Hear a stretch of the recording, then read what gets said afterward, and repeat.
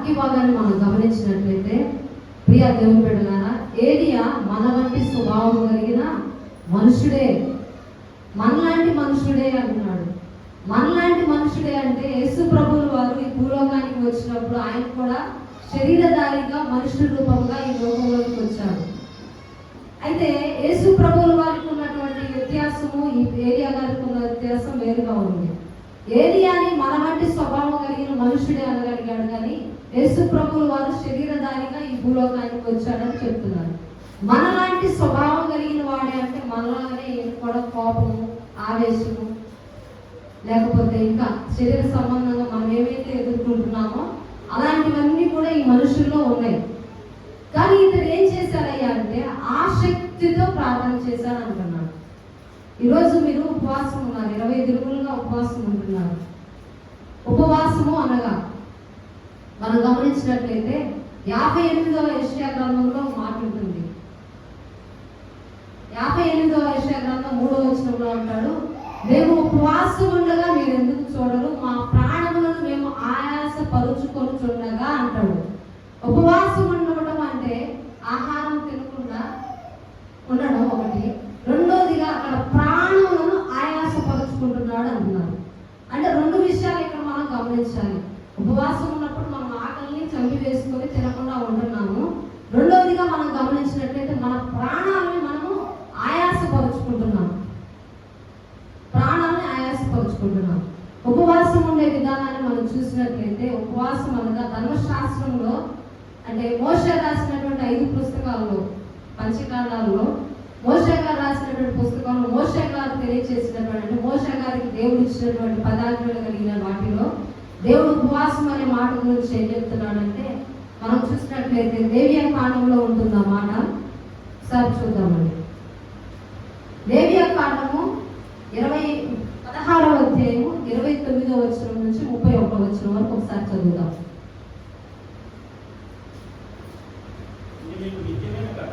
ఇది మీకు నిత్యమైన కట్టడ, స్వదేశీయులు గాని మీ మధ్య నుండి పరదేశులు కానీ వీరందరూ 7వ నెల 10వ నాడు ఏ పని అయినను చేయక మిమ్మును మీరు దుఃఖపరచుకొనవలెను. ఏలయనగా ఇది యెహోవా సన్నిధిని మీ సమస్త పాపముల నుండి పవిత్రులగునట్లు ఆ దినమున మిమ్మల్ని పవిత్రపరచునట్లు మీ నిమిత్తము ప్రాయశ్చిత్తము చేయబడు. ఇక్కడ మనం గమనించినట్లయితే చాలు.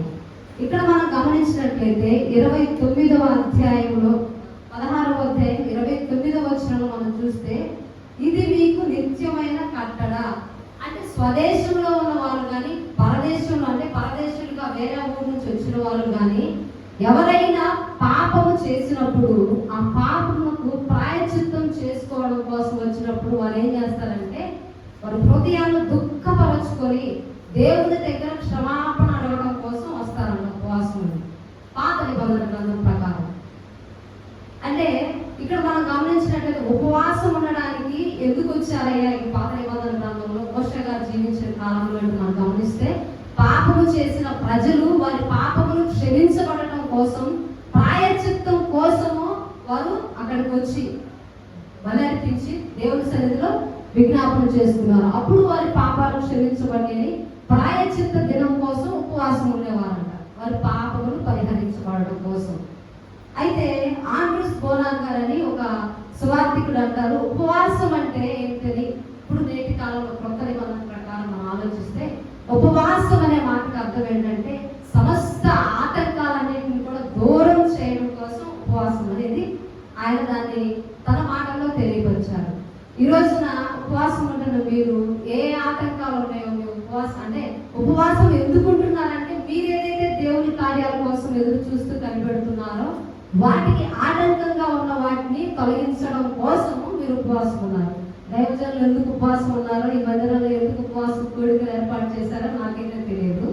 అయితే ఇక్కడ మనం గమనించాల్సిన విషయం ఏంటంటే ఉపవాసం అంటే ఏంటంటే మనకి ఆటంకంగా అంటే దేవుని దగ్గర నుంచి కార్యాన్ని మనం పొందుకోవడానికి ఏదైతే ఆటంకంగా ఉందో ఆ ఆటంకాన్ని తొలగించడం కోసం ఈ ఉపవాసం. దేవునికి మహిమ కలుగును గాక. హల్లెలూయా. ఆ ఆటంకాలన్నీ కూడా మన నుంచి దూరం చేయబడి దేవుని ప్రత్యక్షతను, దేవుని దగ్గర నుంచి జవాబును పొందుకోవాలని దేవుని నామంలో నేను కోరుకుంటున్నాను.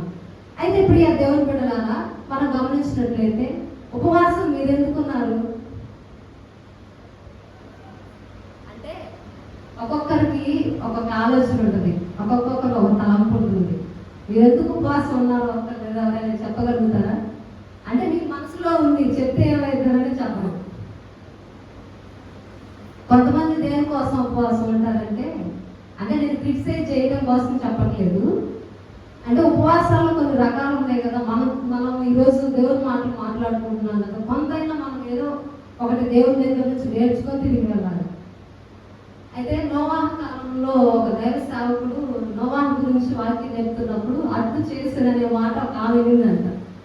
ఇంటికి వెళ్ళి అట్లు చేస్తుందంట. అంటే తనకు ఉపయోగకరమే, కుటుంబానికి ఆమె అట్లు చేసుకోవడం వల్ల కుటుంబంలో ఉన్న బిడ్డలందరూ తిన్నారు. అట్లు చేసినని చెప్పింది. అంటే దేవుని సన్నిధానంలోకి వచ్చి అట్లు చేసిననే మాట ఒక్కటే వినేలిందామా? అలా మీరు ఉండమాకండి. దేవుని వాక్యం ఒక్కటైనా, ఎందుకంటే దేవుని మాట జీవం కలిగింది, ఆ మాటలో శక్తి ఉంది. సండే స్కూల్ బిడ్డలకి వాక్యాన్ని ప్రకటిస్తున్నప్పుడు అరే చిన్న ఇట్లా అని చెప్పేసి అంటే వచ్చి నిలబడతాడు. వచ్చి యేసయ్య మొదటి రోజు ఏం చేశాడు అంటే భూమిని ఆకాశాన్ని చేశాడు, వెలుతురుని చేశాడు, టక టక టక చెప్పేస్తాడు. మరి దేవుడు ఏమైనా పదార్థాలను తీసుకొని వాటన్నింటినీ తయారు చేశాడా అంటే ఏ పదార్థాన్ని తీసుకొని తయారు చేయలేదు. యేసయ్య నోటిలో నుంచి వచ్చిన మాట సమస్త సృష్టిని కలుగు చేసింది. దేవుడికి స్తోత్రం. హల్లెలూయా. ఈరోజు దేవుడు పలికిస్తున్న మాట, దేవుడు మాట్లాడుతున్న మాట ఒక్కటైనా మనం తీసుకొని ఇంటికి వెళ్తే అది మన జీవితంలో కార్యం చేస్తుంది. దేవుని మాట శక్తి కలిగింది, దేవుని మాట జీవం కలిగింది. ఆ మాటలోనే శక్తి ఉంది. దేవుడు సమస్త సృష్టిని 6 దినములు సృష్టిని చేసినప్పుడు ఏమి తీసుకొని చేయలేదు. ఒక్క మనిషిని మాత్రమే మట్టిని తీసుకొని మనిషిని తయారు చేశాడు. 6 దినములు నోటి మాట చేతనే సమస్త సువిశాల ప్రపంచాన్ని ఆయన కలుగు చేశాడు. ప్రియ దేవుని బిడ్డలారా, అట్లా మనం ఒక మాటని, దేవుని జీవం కలిగిన మాటని తీసుకొని మనం వెళ్ళడానికి సిద్ధంగా ఉన్నాం. ఎక్కడున్నాం మనం? ఉపవాసం. ఉపవాసంలో ఎలాంటి ఉపవాసాలు ఉంటున్నారంటే, కొంతమంది వారమంతా పుష్టిగా తినేస్తే బాగా తిని ఆ డైజెషన్ అనేది, అంటే జీర్ణశక్తి అనేది తరిగిపోతుందని, జీర్ణశక్తి పెరగడం కోసం ఒక దినం ఉపవాసం ఉన్నదని అంటే డాక్టర్లు చెప్తున్నారని ఒకరోజు ఉపవాసం ఉన్నారు. అదొక రకమైన ఉపవాసం. కొంతమంది ఉపవాసం ఉంటారు గొడవలు పెట్టుకున్నప్పుడు, ఇంట్లో సమాధానం లేనప్పుడు, ఎవరి మీద పగ సాధించడం కోసం కొంతమంది ఉపవాసం ఉంటారు. అదొక రకమైన ఉపవాసం. కొంతమంది ఉపవాసం ఉంటారు దేనికోసం? దాని ఉపవాసం ఏంటంటే అరగడం అంటే మంచిదేమో, గొడవ పెట్టుకున్నప్పుడు ఎదుటి వాడిని భయపెట్టడం కోసం అలాంటి ఉపవాసాలు చేస్తారు. రకరకాల ఉపవాసాలు మనం గమనిస్తూ ఉన్నాం. అయితే ప్రియ దేవుని బిడ్డలారా, మనం ఏ రకమైన ఉపవాసంలో ఉన్నాం గమనించాలి. ఈ దినాన మన హృదయానికి మనం ప్రశ్న వేసుకోవాలి, మనం ఎలాంటి ఉపవాసం చేస్తున్నాం. చూడండి, సూర్యుడు ఉదయిస్తున్నాడు, చంద్రుడు ఉదయిస్తున్నాడు, వర్షం వస్తుంది, అన్ని లోకంలో ఉన్న ప్రజలందరి మీదకి సమకూర్చబడి వస్తూనే ఉన్నాయి కదా. ప్రార్థన చేసే వారికి ఒక రకమైన వర్షం, ప్రార్థన చేయడానికి ఒక రకమైన వర్షం, లేదా ప్రార్థన చేసే వారికి ఒక సూర్యుడు, ప్రార్థన చేయడానికి ఒక సూర్యుడు వస్తున్నాడా? లేదు. అందరి పైన దేవుని కృప, దేవుని ప్రేమ అలానే ఉంది, అలానే వస్తుంది. అయితే లోక సంబంధంగా ఉన్న మనుషులు వేటి కోసం ఉపవాసం ఉంటారు? గుడికి వెళ్ళినప్పుడు వాళ్ళ కుమారుడు పెళ్లి కావాలని, లేకపోతే అంటే గుళ్ళకి వెళ్తారు కదా కొంతమంది. అలా వెళ్ళినప్పుడు కొంతమంది ఒక మనసులో ఒక ఆశతో వాళ్ళ గుడికి కానీ, మందిరాలకు కానీ, చర్చికి కానీ వెళ్తూ ఉంటారు. మనం ఏ రకమైన ఉపవాసం ఈరోజు చేస్తున్నాం అనేది ఒకసారి మనం పరిశీలించుకోవాలని దేవుని వాక్యం ఈరోజు మనకి మాట్లాడుతుంది. తేటగా స్పష్టంగా మనతో మాట్లాడుతుంది. మనం ఏ రకమైన ఉపవాసం చేస్తున్నాం అనేది గమనించుకోండి. చూడండి, మన పిల్లలకు పెళ్ళిళ్ళు కావాలి, లేకపోతే మన పిల్లలకు చదువులు రావాలి, లేకపోతే మన ఇంట్లో ఉన్న అవసరాలు తీరాలి, లేకపోతే మన పిల్లలకు ఉద్యోగాలు రావాలి. ఇవన్నీ దేవుడు ఇవ్వలేడా? అన్నీ దేవుడు ఇస్తా. అసలు దేవుడికి తెలియదా నీకు ఈ అవసరాలు అన్నీ ఉన్నాయని? కానీ దేవుని వాక్యం ఒక మాట, శ్రేష్టమైన మాట సెలవిస్తుంది. మత్తయి సువార్తలో అంటాడు, మొదట నా రాజ్యాన్ని నా నీతిని మీరు వెదకండి, అప్పుడు ఈ లోకంలో ఉన్న ఎన్ని కూడా మీ వెంట వస్తాయి అంటున్నాడు. మరి మన ఉపవాసము దేవుని రాజ్యాన్ని, దేవుని నీతిని, దేవుని మహిమ కోసం ఉపవాసం ఉంటున్నామా? గమనించుకోవాలి. ఈరోజు దేవుని బిడ్డలారా, ఇక్కడ మనం ఈరోజు ఏలియా గురించి మనం మాట్లాడుకోబోతున్నాం. ఏలియా ఉపవాసం ఉన్నాడు. ఏలియా మోకాళ్ళ మధ్య తలను పెట్టి వర్షించుకున్నట్లు 3.5 సంవత్సరాలు వర్షం పడకూడదని ప్రార్థన చేస్తే వర్షం పడలేదు. 3.5 సంవత్సరాలు వర్షం పడాలని ప్రార్థన చేస్తే ఆ 3.5 సంవత్సరాలు ఆగిపోయిన వర్షం కురిసింది. ఆయన దేనికోసం ప్రార్థన చేశారంటే వర్షం కోసం ప్రార్థన చేశారు. అది వర్షం అనేది ఒక మనిషికి ఉపయోగపడుతుందా? ఆ షోమ్రోను పట్టణంలో ఆ దేశం అంతటా కరువు ఉన్న కరువు ఉంది. ఆ కరువు అంతా తీర్చబడాలని ఈయన ప్రార్థన చేశాడు. ఈరోజు ఏలియా ప్రార్థన గురించి దేవుడు మనతో మాట్లాడుతున్నాడు. ఈరోజు అంశం మనకు దేవుడు ఇచ్చిన మాట ఏంటంటే ఏలియా ప్రార్థనలో ఉన్న కొన్ని ప్రాముఖ్యమైన విషయాలు ఈరోజు మనం మాట్లాడుతున్నాం. ఏలియా, ఇప్పుడు మనం చదువుకున్న వాక్య భాగంలోకి వెళ్తే, ఏలియా మన వంటి స్వభావం కలిగిన మనుష్యుడే. ఆయన వర్షించుకున్నట్లు ప్రార్థన చేస్తే వర్షం పడలేదు అంటున్నాడు. మనం ప్రార్థన చేద్దామా?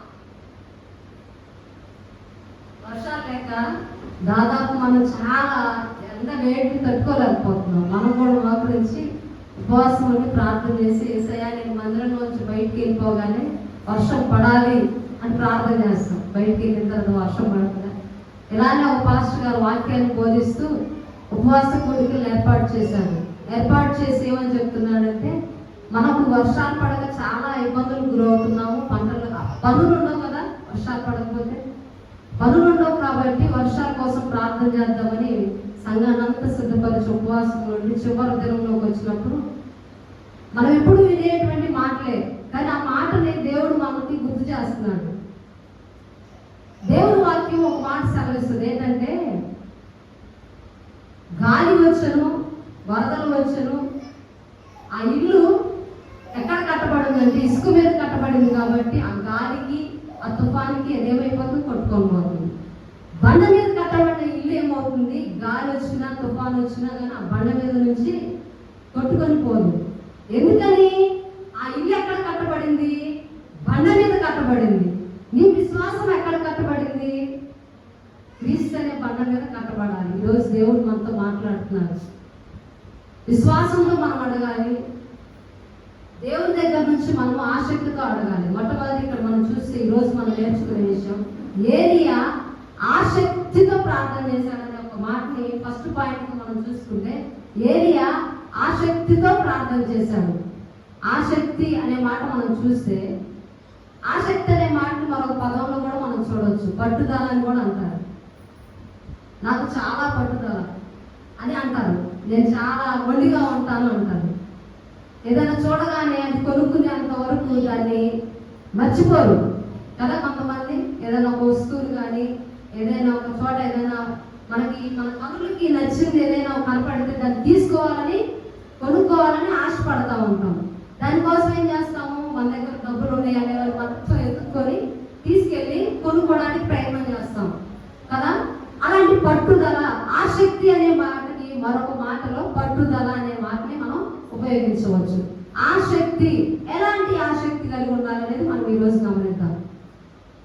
మనము చిన్నపిల్లలు చూడండి, బయటికి వెళ్ళి ఆడుకుంటా ఉన్నప్పుడు సరదా కోసము ఒక ఇంటి దగ్గరికి వెళ్ళి ఆ ఇంట్లో ఉన్న వ్యక్తుల్ని కొంత సరదా పట్టించడం కోసం మాటికి ఇంటికి వెళ్ళి ఇంటి డోర్ ఇలా కొట్టి దాక్కుంటా ఉంటారు. మళ్ళీ డోర్ కొట్టి మళ్ళీ దాక్కుంటా ఉంటారు. అలా చేయడం వల్ల వాళ్ళకి సరదా. మనం కూడా ఏసే దగ్గరకు వచ్చి ప్రతిరోజు ఏం చేస్తామంటే ప్రార్థన చేయడానికి వస్తాము, ప్రార్థన చేస్తాం, వెళ్ళిపోతాం, ప్రార్థన చేస్తాం, వెళ్ళిపోతాం. చిన్నపిల్లలు ఆడుకునే ఆటలాగా ఉంటుంది మన ప్రార్థన. అంటే అయితే మీరందరూ చాలా స్థిరంగా ఉన్నారని నేను అనుకుంటున్నాను. ఎందుకంటే 20 రోజులు ఉపవాసాలు ఏసే దగ్గర ఎంతో కనిపెట్టుకో మీరు ప్రార్థన చేశారని నేను విశ్వసిస్తున్నాను. అంటే ఇలా కూడా ప్రార్థన ఉంది అనే దానికోసం నేను చెప్తున్నాను. ఎలా? డోర్ కొట్టడం, వెళ్ళిపోవడం, మళ్ళీ డోర్ కొట్టడం, వెళ్ళిపోవడం. మందిరంలోకి వస్తాం,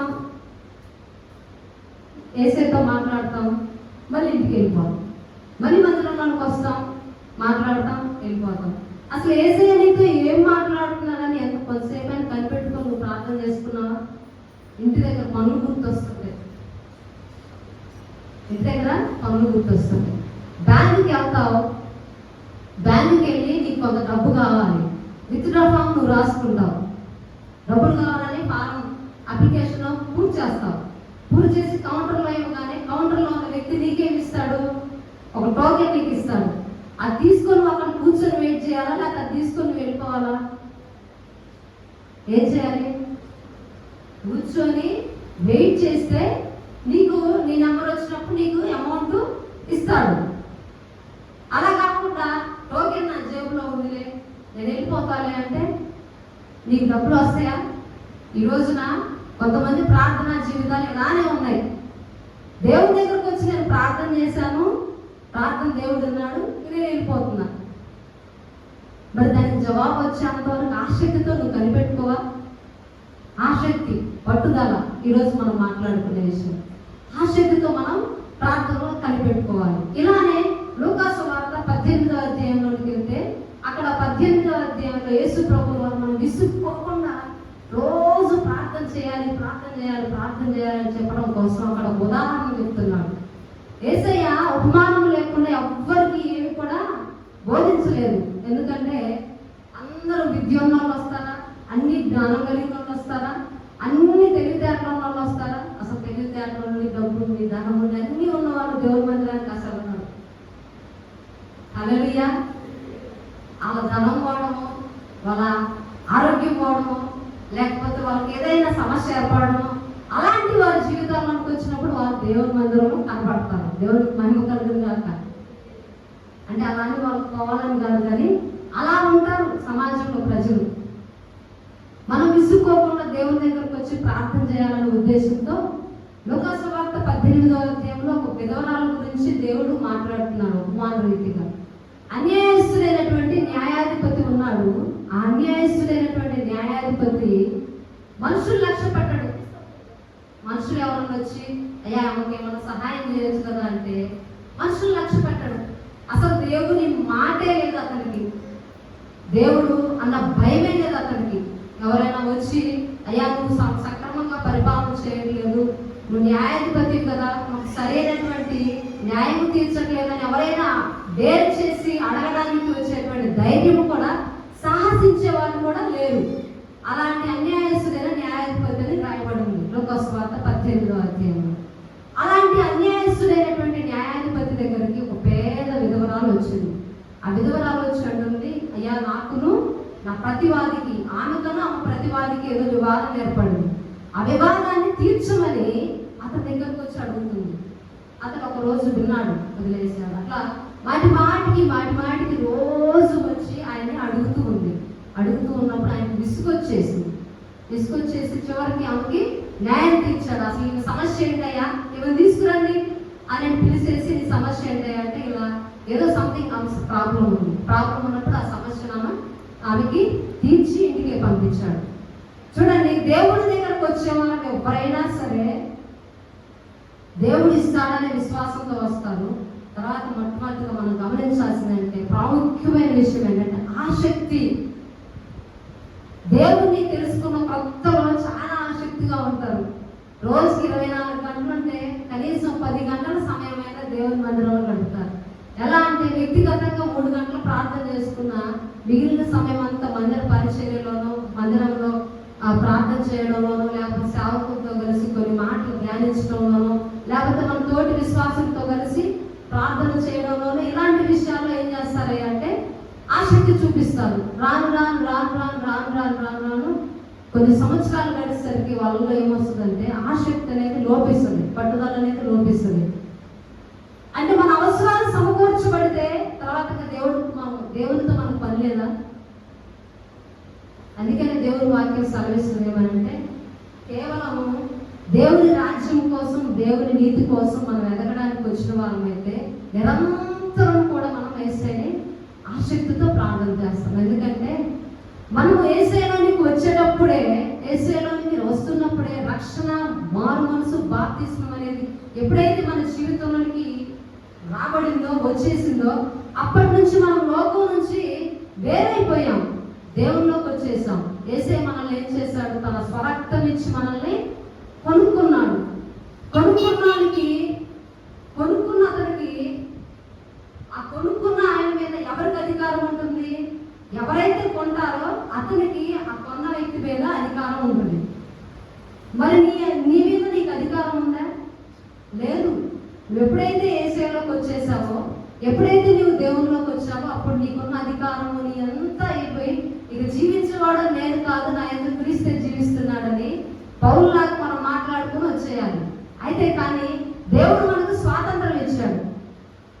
మనం ఏం చేస్తున్నాము? మన సొంత అవసరాలు, మన సొంత పనులు, మనకున్న సమస్తాన్ని చూసుకొని అప్పుడు దేవుడు పని చూడటానికి వస్తుంటాం. దేవుడు కోరుకునేది ఏంటంటే ఆసక్తి. చూడండి, బైబిల్లో చాలా మంది ఉపవాసాలు ఉన్నారు. అంటే కొంచెం కష్టంగా అనిపిస్తుందేమో కానీ బైబిల్లో చాలా మంది ఉపవాసాలు ఉన్నారు. ప్రాముఖ్యంగా స్త్రీలు ఎక్కువ ఉన్నారు కాబట్టి ఆ మాట చెప్తారు. ఎస్తేరు ఉపవాసం ఉంది. ఎస్తేరు రాజుగారు భార్య అవ్వడం కోసం ఉపవాసం ఉందా? ఎస్తేరు రాజుగారి భవనంలో అత్త కోసం ఉపవాసం ఉందా? ఎస్తేరు దేనికోసం ఉపవాసం ఉంది? తన స్వజనులు యూదులందరూ కూడా చంపివేయబడతారనే ఆదేశాలు జారీ చేయబడినప్పుడు వారి రక్షణ అర్థమై వారిని రక్షించుకోవడం కోసం ఆమె 3 దినములు ఉపవాసం ఉండి ప్రార్థన చేసింది. అంటే స్వార్థం కోసమా, లేకపోతే ఎదుటివారి ప్రయోజనం కోసమా? ఆ స్వార్థం కోసమా? కాదు. ప్రియ దేవుని బిడ్డలారా, నెహెమ్యా ఉపవాసం ఉన్నాడు, ఎజ్రా ఉపవాసం ఉన్నాడు, ఇంకా మనం గమనించినట్లయితే దానియేలు ఉపవాసం ఉన్నాడు. వీరందరూ ఉపవాసం చేసినాడు. మోషే ఉపవాసం ఉన్నాడు. మోషే దేనికోసం ఉపవాసం ఉన్నాడు? 40 దినములు, 40 రాత్రులు, 40 పగళ్ళు దేవుని పర్వతం మీదకి వెళ్ళి, హోరేబు దగ్గరికి వెళ్ళి దేవుని 10 ఆజ్ఞలు కలిగిన పలకలు తీసుకొని వచ్చి దేవుని ప్రజలకి వారిని సన్మార్గంగా నడిపించడం కోసం, అంటే ప్రజల మేలు కోసమే ఆయన అక్కడ ఉపవాసం చేశారు. యేసు ప్రభువు వారు 40 దినాలు ఉపవాసం చేశారు. ఆయన దేనికోసం చేశారు? పరిచర్యని ముందుకు కొనసాగించడం కోసం, పరిచర్యలో దేవుని నడిపింపు కోసం ఆయన ఉపవాసం చేశారు. బైబిల్లో ఉపవాసం ఉన్న వ్యక్తులు ఎవరు కూడా తన స్వప్రయోజనాల కోసం ఉపవాసం చేయలేదు. మరి మీరు ఈరోజు ఎలాంటి ఉపవాసం చేస్తున్నారో మీ హృదయాన్ని మీరు పరిశీలించారు. తప్పలేదు. సొంత అవసరాల కోసం నీ కష్టాన్ని నువ్వు దేవుడికి తప్ప ఎవరికి చెప్పుకోలేవు. ఎదుటి వ్యక్తికి చెప్పుకుంటే ఏం చేస్తారంటే, బయటికి వెళ్ళిన తర్వాత నీకు ఏదైనా కష్టం వచ్చి ఒక అమ్మ దగ్గర నువ్వు కూర్చొని, లేదా నీకు ఇష్టమైనటువంటి వ్యక్తి దగ్గర నువ్వు కూర్చొని నీ కష్టానంతా, నీ బాధనంతా, నీ దుఃఖానంతా ఆమెకు చెప్పుకుంటావు. చెప్పుకున్నప్పుడు ఆమె నీ బాధ గురించి, నీ దుఃఖం గురించి వింటుంది. విన్న తర్వాత నువ్వు పక్కకి వెళ్ళిపోయిన తర్వాత నీ బాధని, నీ కష్టాన్ని తను అంత తెలుసు కదా. ఇంకేదైనా సందర్భంలో ఆమెకి నీకు ఏదైనా మనస్పర్ధ వచ్చినప్పుడు ఆమె ఏం చేస్తారు? చులకన చేసి మాట్లాడాలి. అందుకనే ఒక కవి రాస్తాడు, కూరిమి గల దినములలో నేరములు ఎన్నడూ కలుగవు, మరి ఆ కూరిమి విరసంపైన నేరములే కలుగుచుట నిర్గమసుమతి అంటాడు. సుమతి సత్వం అంటే మీరిద్దరు మంచిగా ఉన్నంతసేపు నీ విషయాలు ఎవ్వరికి చెప్పదు. మీరిద్దరు చాలా సంతోషంగా ఉన్నంతసేపు మీ విషయాలు ఎవరితో పంచుకోదు. మీ ఇద్దరు నాకు ఎప్పుడైతే ఘర్షణ అనేది మొదలవుతుందో అప్పుడు ఆమె నీ విషయాలన్నీ బయట చెప్తుంది. కానీ యేసయ్య అలా చేస్తాడా? నీ కష్టాన్ని, నీ దుఃఖాన్ని, నీ శ్రమని యేసయ్య దగ్గరకు వచ్చి నువ్వు చెప్పినప్పుడు ఆయన తన బిడ్డని ఎట్లా హత్తుకుంటాడో అలా నిన్ను హత్తుకొని నీ బాధనంతా కూడా ఆయన చూస్తాడు. దేవుని వాక్యం ఒక మాట ఉంటుంది, నువ్వు చింతించేటప్పుడు ఆయన చింతిస్తాడంట, నువ్వు దుఃఖించేటప్పుడు ఆయన దుఃఖపడతాడంట. మన కోసం ఎవరైనా దుఃఖపడతారా? మన కోసం ఎవరైనా చింతిస్తారా? గమనించండి. నువ్వు ఏడుస్తున్నావు, నీతో పాటు ఎవరైనా ఏడుస్తారా? అసలు ఈ రోజుల్లో చనిపోయిన వారి దగ్గరికి వెళ్తేనే ఏడవట్లేదు.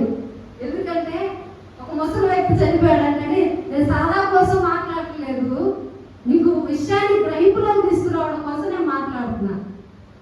ఒక వ్యక్తి చనిపోతే, ముసలి వ్యక్తి చనిపోతే ఆ వ్యక్తి చనిపోయిన తర్వాత కొద్దిసేపు ఏడుస్తారు. చాలా సందర్భాల్లో, చాలా చోట్లకి వెళ్ళినప్పుడు నేను గమనించాను.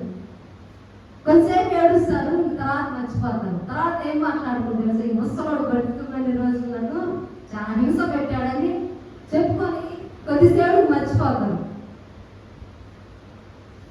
అంటే మనిషి దగ్గర మనిషి ప్రేమ ఎంతవరకు అంటే ఆ మనిషి మనతో ప్రేమ ఉన్నంతసేపే ఆ ప్రేమ, ఆ జాలి, ఆ కనికరం ఉంటుంది. యేసయ్య ఎప్పుడు కూడా ప్రార్థన లేదు. మరి నీ అవసరాలు వేసే దగ్గర కాకుండా ఎవరి దగ్గరికి వెళ్ళి చెప్పుకోలేవు కదా. మీరు దేవుని దగ్గరకు వస్తున్నప్పుడు, ప్రార్థన అనేది చేస్తున్నప్పుడు నీ తండ్రితో నువ్వు ఎలా మాట్లాడుకుంటున్నావో అలా నువ్వు దేవునితో మాట్లాడుకో, నీ విషయాలన్నీ చెప్పుకో. కానీ వీటన్నిటికంటే ప్రాముఖ్యంగా దేవుడు కోరుకునేది ఏంటంటే, నీవు దేవుని రాజ్యము కొరకు, దేవుని నీతి కొరకు నువ్వు ఎప్పుడైతే పరికల్పిస్తావో, ఎప్పుడైతే నువ్వు ఆశ కలిగి ఉంటావో, ఎప్పుడైతే నువ్వు ఆసక్తి కలిగి ఉంటావో, నీ అవసరాలన్నీ కూడా తీర్చబడతాయి.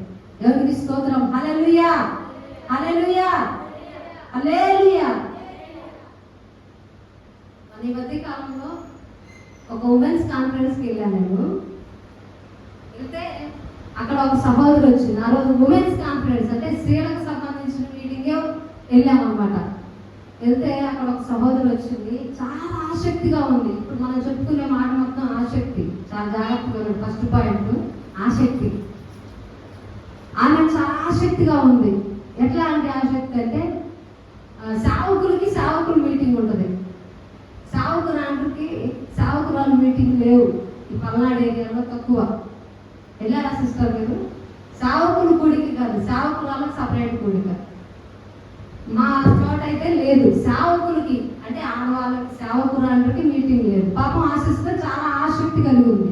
సేవకురాండ్రికి కూడా మీటింగ్ ఏర్పాటు చేయాలి. చేస్తే సేవకురాలు కూడా బలంగా వాడబడతారు కదా, దేవుని మాటలు వింటారు కదా, వారి మధ్యలో ఒకరికొకరు ఏంటి దేవుని మాటలు చెప్పుకొని ఉంటారు కదా అని చెప్పింది. అదే మీటింగ్లో ఒక మాట విన్నా.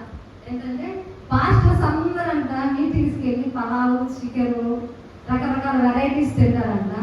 ఇంటికి వచ్చిన తర్వాత భార్య అంటే పాస్టర్ గారు చికెన్ తీసుకురా అంటే, ఏం చికెనే తీసుకొచ్చేది, ఏంటమ్మా నీకు చికెన్ తీసుకొచ్చేది, వదిలే బాగలేదు వాతావరణం, వదిలే వాతావరణం బాగలేదు, ఈ వాతావరణానికి జ్వరాలు వస్తాయని చెప్పేసి చెప్తారంట. ఆ విషయాన్ని కూడా అక్కడే బయటకు తీసుకొచ్చారు. అంటే సేవకులు మీటింగ్కి వెళ్ళారు, వినండి, వాళ్ళు తినొస్తున్నారు, ఇంట్లో వాళ్ళకి లేదని. అదంటే అది కేవలం శరీర సంబంధమైన విషయమే. అక్కడ ఇంకొక విషయాన్ని కూడా గమనించారు. ఏంటంటే ఆసక్తి. పాస్టర్లకు కూడా మీటింగ్ ఉంటే బాగుంటుంది, దేవుని మాటలు వినొచ్చు అని ఆసక్తి. ఈ రెండింటిలో విన్నప్పుడు నాకు నవ్వు వచ్చింది. ఆమెకున్న ఆసక్తిని బట్టి చాలా ధైర్యం అనిపించింది. ఆడవాళ్ళుగా మనము ఆసక్తి కలిగి అన్ని విషయాల్లో నేర్చుకోవాలి. నిజంగానే బయటకు వస్తే కొన్ని విషయాలు తెలుస్తాయి. సేవకుల మధ్యలో సేవకురాలు కూడా ఒక మీటింగ్ ఏర్పాటు చేస్తే బాగుంది అనిపించింది. కానీ ఇంకొకటి ఏంటంటే, వారు ఆహారం కోసం కూడా చాలా బాధపడుతున్నారనే విషయం అర్థమైంది. శరీర సంబంధమైన ఆహారం కోసం బాధపడిన విషయం నాకు నవ్వొచ్చిన, ఆత్మ సంబంధమైనటువంటి పురికొల్పు, ఆసక్తి ఆమెలో ఉన్నందుకు నేను చాలా సంతోషపడ్డాను. స్త్రీలకి 5 స్త్రీల గురించిన విషయాలు అక్కడ చెప్పారు. చాలా సంతోషంగా ఆ మీటింగ్ ఆ స్త్రీలందరూ తెలుసుకొని చక్కగా ఇంటికి వెళ్ళిపోయారు. అంటే మన ఆసక్తి ఏ విషయాల పట్ల ఉంది అనే విషయాన్ని మనం గమనించుకోవడం కోసం ఈరోజు నేను మాట్లాడుతున్నాను. అట్లాగని దేవుని కోసమే, దేవుని పని కోసమే చేయమంటుంది అక్క, లేకపోతే చేయమంటుంది పాస్టర్ గారని మనసులో కష్టంగా పెట్టుకోమంటుంది. ఎప్పుడైతే దేవుడే మాట్లాడుతున్నాడు, దేవుని వాక్యమే సెలవిస్తుంది, మీరు మొట్టమొదటిగా దేవుని రాజ్యాన్ని, దేవుని నీతిని మీరు వెతకమని ఉంది. దేవుని రాజ్యం అంటే ఏంటి?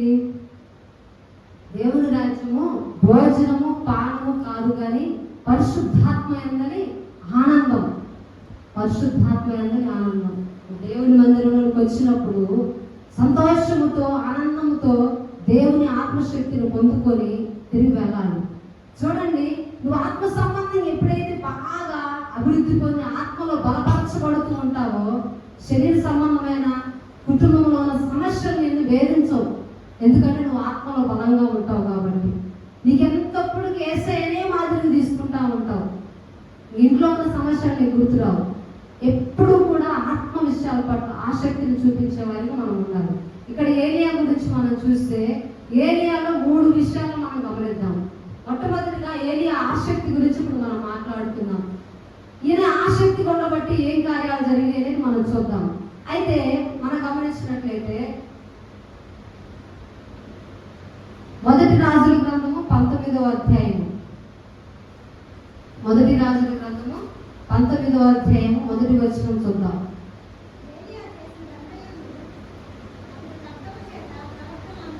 పదిహేడవ అధ్యాయం 1వ వచనం సార్.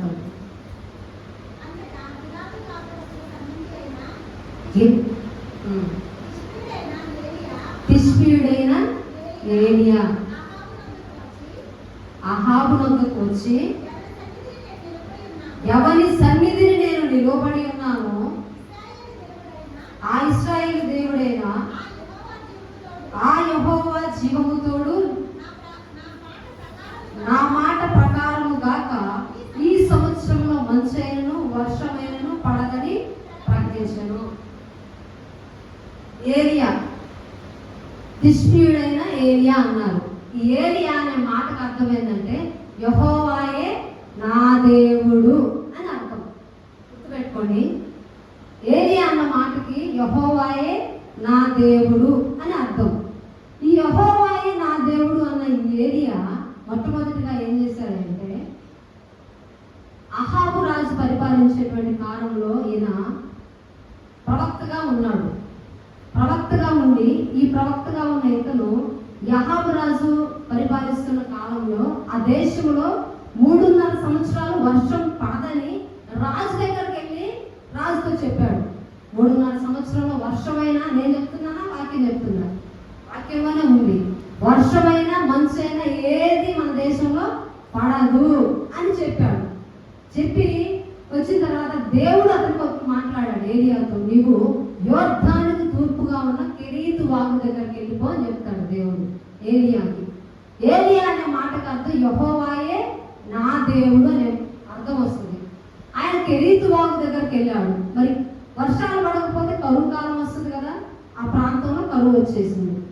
కాబట్టి ఏలియాని దేవుడు ఏం చేశాడంటే యోర్దానికి తూర్పు దిక్కున్నటువంటి కెరీతు వాగు దగ్గరికి వెళ్ళమన్నాడు. అక్కడికి వెళ్ళాడు.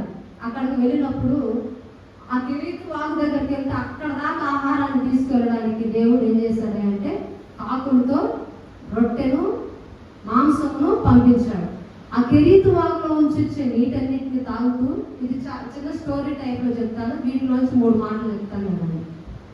ఆ కెరీతు వాగు దగ్గరకు వెళ్ళిపోయిన తర్వాత అక్కడ ఆ కెరీతు వాగులో నుంచి వచ్చేటువంటి నీటిని త్రాగుతూ ఆ కాకులు తీసుకొచ్చేటువంటి ఆహారమును తింటూ అతను అలా జీవిస్తూ ఉన్నాడు. జీవిస్తూ ఉన్న సందర్భంలో 3 సంవత్సరాలు గడిచిపోయింది. ఆ వాగు ఎండిపోయింది. వర్షాలు పడకపోతే ఇంకా వాగులు వస్తాయా? అది ఎండిపోయింది. ఎండిపోయిన తర్వాత దేవుడు ఏం చేశాడు, ఆ సంవత్సర కాలంలోనే ఎండిపోయింది.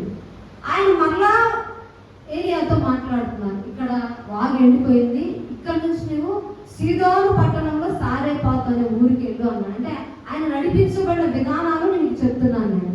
సీదోను ప్రాంతానికి వెళ్ళిపోమన్నాడు. అక్కడ సారేపాతు అనేటువంటి ఊరిలో ఒక పేద విధవరాలకు నేను చెప్పాను, వెళ్ళిపో అన్నాడు. ఆమె దగ్గరికి వెళ్ళాడు. ఊరి గవిని అంటే తెలుసు కదా, పొలిమేర దగ్గరికి అలా వచ్చినప్పుడు అక్కడ ఒక ఆమె పొలాలు ఏరుకుంటూ ఉన్నప్పుడు అప్పటికే కరువు చాలా విపరీతంగా వచ్చింది. ప్రాంతాల్లో వాళ్ళ దేశంలో ఆహారం కోసం ధాన్యం లేదు. ఆమె దగ్గర కొంచెం పిండి మాత్రం ఉంది, కొంచెం నూనె మాత్రం ఉంది. ఆమె ఏం చేస్తుంది, తనకు ఒక కొడుకున్నాడు. ఆమెకి ఆహారం తయారు చేసుకోవడం కోసం ఆమె ఏం చేస్తుందంటే కట్టెపుల్లలు ఏరుకుంటుంది. ఆమె దగ్గరికి ఈ ఏలియా నడిపించబడ్డాడు. నడిపించబడిన తర్వాత, అమ్మ నా కొరకు కొంత నీటిని మంచినీళ్ళు తీసుకురమ్మా అన్నాడు. ఆమె మంచినీళ్ళు తీసుకురావడం కోసం వెళుతున్నప్పుడు, అమ్మ నా కోసం ఒక రొట్టెను కూడా చేసుకొని రమ్మా అని చెప్పేసి చెప్తున్నాడు. చేసుకొని రమ్మని చెప్తే ఆమె అంటుంది, నా ఏలిన వాడా, నేను నా కొడుకు ఉన్నటువంటి కొద్దిగా పిండి, నా గుడ్డిలో కొంచెం నూనె, నా గిన్నెలో కొంచెం పిండి మాత్రమే ఉన్నది, వీటితో నేను ఆహారం చేసుకొని ఈ దినానికి తిరిగి రేపు చనిపోదాం అనుకుంటున్నావు అంటే ఆమెతో చెప్తాడు ఏమని, నువ్వు వెళ్ళి ముందుగా నా కోసం సిద్ధపరిచి తీసుకురా, తీసుకొచ్చిన తర్వాత నువ్వు వెళ్ళి తర్వాత తినవచ్చు అంట. ఎవరైనా మీ దగ్గర 100 రూపాయలు మాత్రమే ఉంటే, జస్ట్ నేను మీకు ఆ ఉదాహరణకు అర్థం అవ్వడం కోసం చెప్తున్నాను. 100 రూపాయలు మాత్రమే ఉన్నప్పుడు ఎవరైనా లేనివాడు, ఎవరైనా పేదవాడు, లేకపోతే ఎవరైనా ఒక సేవకుడే వచ్చాడు అనుకో, మీ దగ్గరికి ప్రార్థన చేయడానికి మీ ఇంట్లో గృహాన్ని దర్శించాడు. సేవకుడు వచ్చి ప్రార్థన చేసిన తర్వాత సేవకుడు నువ్వు పంపించావు కదా, ఇవ్వడానికి ఆ ప్రార్థన సేవకుడు చేస్తున్నా అంటే అలాంటి సందర్భాలు చూశాను కాబట్టి చెప్తున్నాను. సేవకుడు ప్రార్థన చేస్తున్నంతసేపు 100 రూపాయలు ఇస్తే తర్వాత ఖర్చు ఉంది కదా, ఎట్లా అని మన హృదయంలో మనమే 10 సార్లు ప్రశ్న వేసుకుంటాం. తక్కువ దేవుని కోసం నేను ఇస్తున్నాను, దేవుడు నాకు ఇస్తాడు అనే ఆ విశ్వాసము, ఆ మనస్సు అనేది తక్కువ రాదు. వస్తుందా? గమనించండి. అంటే మీరు ఇచ్చే 100 కోసం కాదు నేను చెప్పి, నీకు పని ఉంది ఇంట్లో, మీకు చాలా విస్తారమైన పని ఉంది. దేవుని మందిరంలో ఉపవాస దినం చాటించారు, రావాలమ్మ పలానా సమయానికని.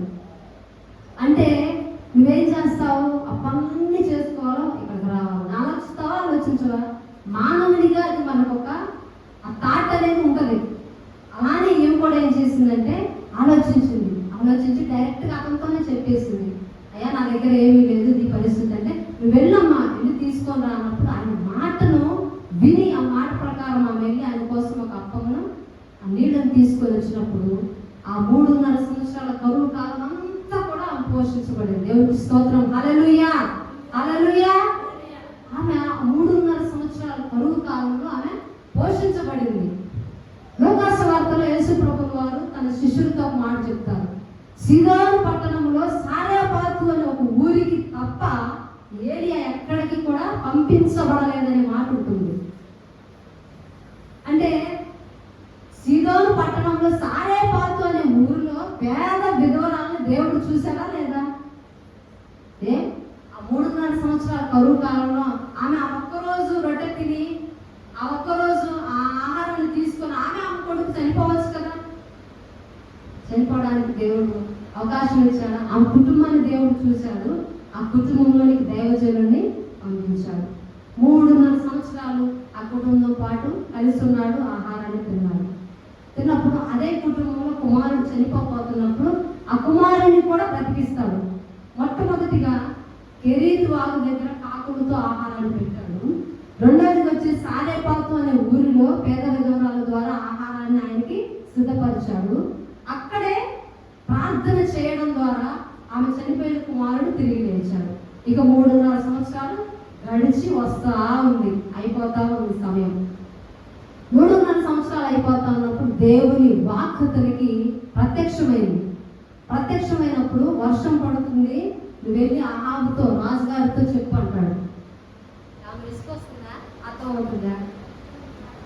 3.5 సంవత్సరాల సమయం అయిపోతుంది అంటే మీరు ఆసక్తిగా ఉన్నారని చెప్పేసి నేను చెప్తున్నాను. ఆసక్తి లేకపోతే ఇంకొక విధంగా వెళ్ళిపోతారు, ఎందుకంటే వాళ్ళకి ఎంత కొట్టే పెట్టే రీతిలో చెప్పేసి వెళ్ళిపోతారు. మీరు ఆసక్తిగా ఉన్నారు, దేవుడు నా హృదయాన్ని ప్రేరేపిస్తున్నాడు కాబట్టి నేను మాట్లాడుతున్నాను.